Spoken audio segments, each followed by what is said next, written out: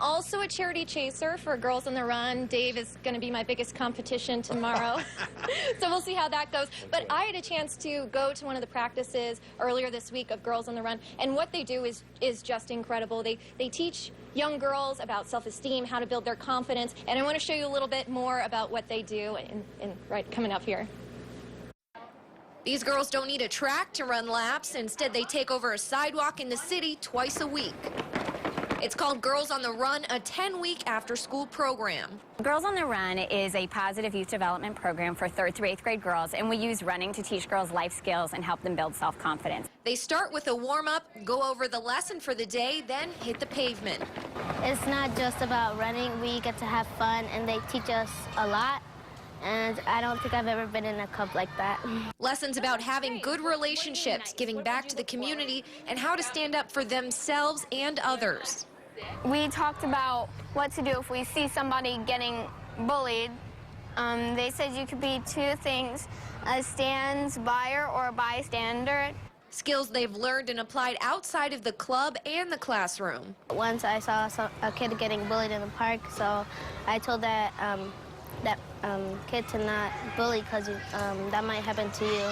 You can find the program across the country and in multiple counties in Maryland. It typically costs around $150 per student, but there are financial scholarships to those that need it.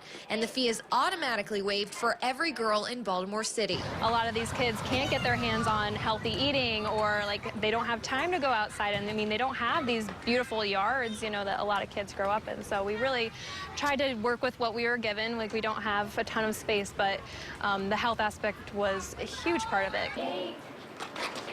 Every week they run a little farther, a little harder, so that they're prepared for the end of the season celebratory 5K. And the girls were excited to be we're gonna do a 5K, and we're running 5 miles. I'm like, no, 3 miles, but we got it eventually. I'm like, 5, yeah.